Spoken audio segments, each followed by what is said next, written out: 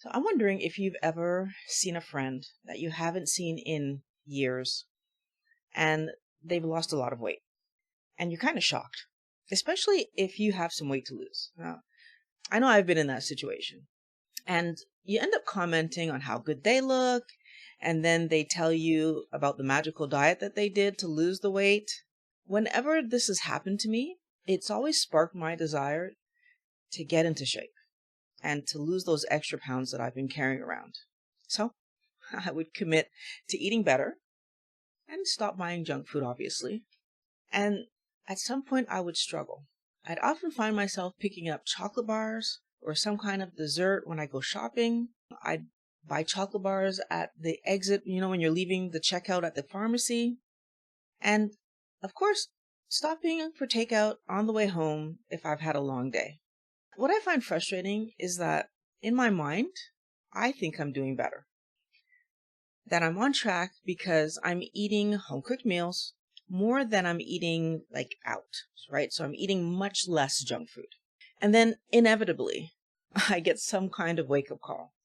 The one that stands out the most for me was my daughter's 9th birthday party. We were making a cookie craft that I actually created. So I created these heart-shaped cookies, and then they had to, with a little in-between part that was to rise it up, and then so they were making little containers out of cookies, little heart-shaped containers. And I was wearing this loose-fitting kind of dressy red top and jeans. And my friend took a video of me helping the kids do all of this. And then when I watched the video back, I could see weight in my face. And I was shocked at how much weight I was still carrying after being so good, right? I was eating healthy and I was still so obviously overweight. So what did I do? Well, of course, I stopped torturing myself, stopped worrying about what I was eating, and went back to eating normally because clearly it wasn't working. We have a tendency to underestimate how long it's going to take us to accomplish a task or how much investment will be needed. So how much work, how much time and energy and effort will I need to put in to do something? And especially if I see Susie do it and she's not special. So I think it's going to be easy, right? Because if she can do it, I can do it. This is particularly true when we talk about keto because the instructions are so simple. Eat 20 grams of carbs or less every day. And the results are amazing. Simple isn't the same as easy. Because we think things are easy, then we're willing to dedicate a few months to getting into shape. So I remember when I was in my 20s, I could easily give a few months to getting ready for bikini season, for example. The difference is that as you get older and you have responsibilities and you have children, every holiday or special occasion or event that comes up is a scramble to find something that fits.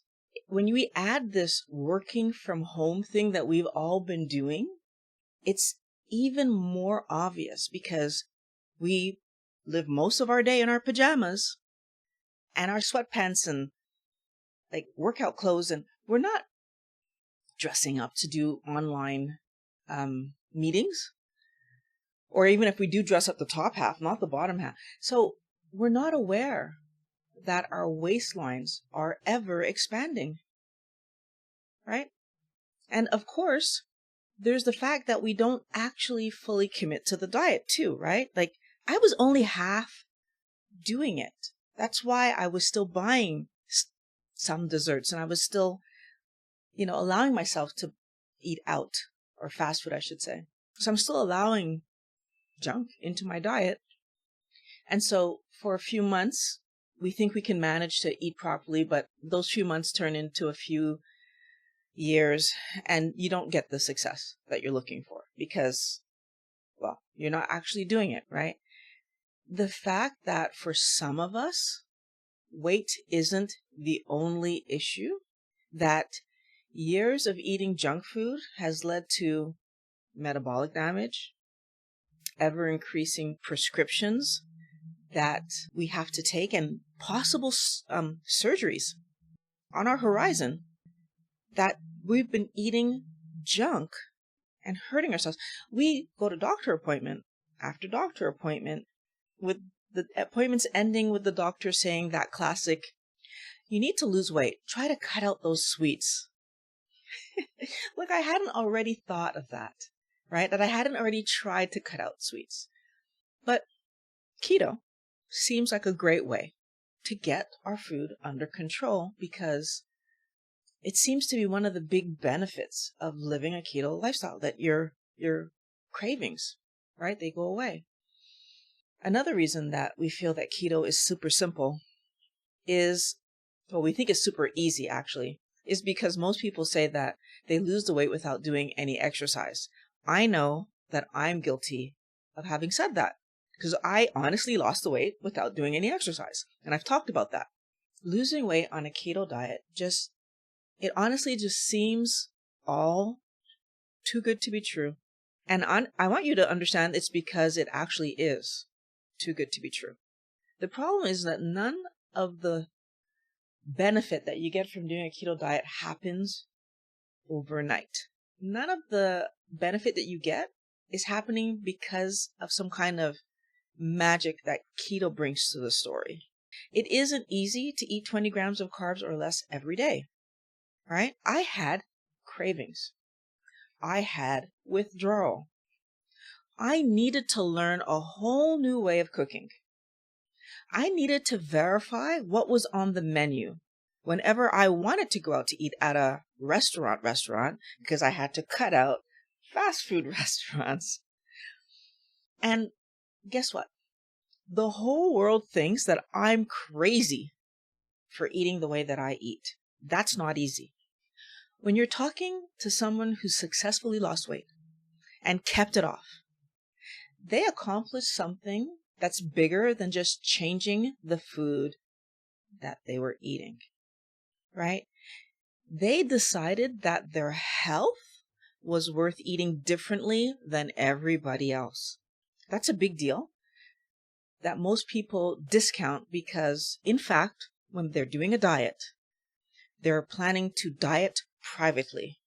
And what I mean by that is, a lot of people, when they're doing a diet, they eat healthy when they're at home by themselves, but then eat garbage when they're with family and friends, or at any kind of event, or when they go to a restaurant, or any time that they're with other people. And this doesn't work. I'm going to link a video to explain why. It's going to be here, and it's going to be in the description. But the other thing that they've done is they've changed the way they manage problems when they get upset. So rather than self-soothing with food, a common reaction that I used to have when I had some issue happening, I had to stop and actually solve the problems that were occurring in my life. And this is really hard, because you no longer get to ignore things. You no longer get to wait for stuff to just blow over. You actually need to take steps, sometimes hard steps, sometimes embarrassing steps, sometimes steps that cause problems between you and other people, sometimes steps that change the entire way your world is working. You have to actively change a situation so that this problem that's occurring in front of you, A, is solved now and potentially doesn't happen again in the future. And if it does happen again in the future, you need to be willing to re-engage the solution that you've come up with, or find something that works better. That is extremely hard. That's why a lot of people don't do it. And that's why a lot of people end up self-soothing with food. And you need to stop that if you're going to successfully keep the weight off. Another thing that I had to do was find fun through activities and engaging with people rather than eating for entertainment, right? Am I wearing the shirt? Prioritize health over taste, right? I had to put my health first, and that meant finding fun away from food. And I think this is the one that takes the most time to put our mind around, because in order to do this, you actually need to learn about the impact that food has on your health. That means that you need to learn how eating the wrong foods not only makes you gain weight, which I think we all know that part, but it also causes internal damage and sickness. And why that's important is that if I don't understand that my body struggles to keep itself healthy when I eat chocolate bars, when I eat chips, when I eat ice cream, if I don't understand that fast food, which is not made from the best ingredients, right, because it's fast food, causes damage internally because of those poor quality oils and other negative practices that happen in fast food restaurants that end up harming us, then I don't understand why in my case, I had sore joints. I had a lack of energy. I had skin issues. I had intestinal, issues like bloating and bathrooming issues. There are lots of people that have heart issues, PCOS, high blood pressure.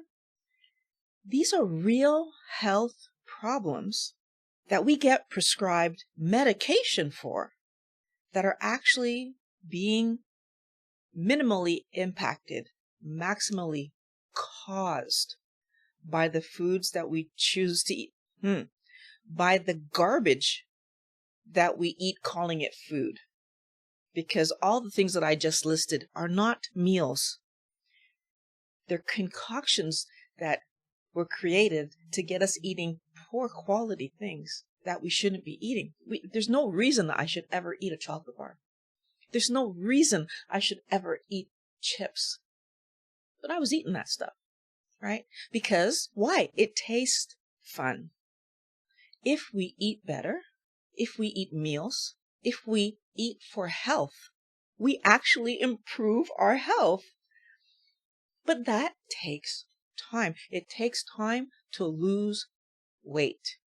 It takes time to improve your health. So I was rushing home and I stopped at the store to buy fast food because when I get home, I'm not going to have time. But then I'm exhausted. But then I'm in pain, so I'm moving slower. And I'm not able to accomplish what I need to accomplish in a reasonable amount of time. Do I ever question what I'm doing? The fact that if I would just, rather than stop and buy something, just go home, Violet, and cook a proper meal. That even if I eat it at 7, 8, 9, even 10 o'clock at night, that the benefit to my health that I'm going to get from eating that meal would mean that I would actually gain time. And I didn't know how true this was until I really lived it. But the fact is that because I cook every day, and Wellness Warriors is not a statement that I ever thought I would make, that Violet would say, I cook every day. But because I cook okay, I'm going to give Pat credit. Sometimes he cooks and I don't have to. But because on a 14-day cycle, I'm cooking like 10 of those days. What that actually means is that I'm eating healthy. Well, Pat cooks healthy foods, so we're eating healthy all the time. Investing the time to make that meal not only meant that I healed my body, but now I only ever eat when I'm actually hungry. And the benefit to that is that, well, actually, most days, and when I say most, I'm talking like 99% of the time, I eat one meal a day. And on that occasional 1%, usually happening on vacation when we're all together and I choose to have breakfast with everybody and I would even only do that one out of the 7 days that we were on vacation, I had breakfast once. Why am I saying this out loud? Because I want you to think about something. I'm not cooking 3 meals a day. I'm not cooking 2 meals a day. I'm cooking 1 good meal per day. All of that time that I would have been giving to eating at lunchtime, to eating at breakfast time, to making that meal or searching for that meal, breakfast and lunch, gone. I got time back. So I didn't have time to eat properly. Yes, I did. Yes, I did. We always have time to do the healthier thing for our body. How do we do it? We make the time. Stop watching TV. Make the time for your health. Stop playing video games. Make the time for your health. Stop scrolling TikTok and stop watching YouTube videos that are not helpful. Make the time for your health. You're going to put a lot of energy into resisting junk food, eating healthy, learning how to understand how the different macronutrients impact your body, learning how to cook. You're going to put a lot of energy into learning these things. And you're going to feel like you're getting a degree in health to do it all. It's a lot of work in the beginning. But once you've done the work and you start to see those small improvements, because at the beginning they're small, but they get bigger. And as time passes and your knowledge is increasing, and it's ever increasing. Can I point out that I'm still learning today? Can I point out that I'm constantly seeing videos from Dr. Berg, Dr. Eckberg, Dr. Barry, Dr. Westman, Dr. Bickman. I'm still Dr. Baker. Like, I'm still watching videos and learning new things. Dr. O'Mara, finding new doctors. That's the other part of the story. Finding people that are helping me to see that different perspective and helping me to realize that it's important to have information so that I do what's best for my body and my health continues to improve. That's the lovely part of all of this. We get older and we're made to believe that you get older and you're just, it's all downhill, right? You pass 50, it's all downhill. I feel better than I felt in my 30s today. I feel better. How is that possible if it's all supposed to be downhill? Because I'm actually taking good care of myself today. How am I doing that? By eating better. That one change, eating the correct food for my health, changed it all.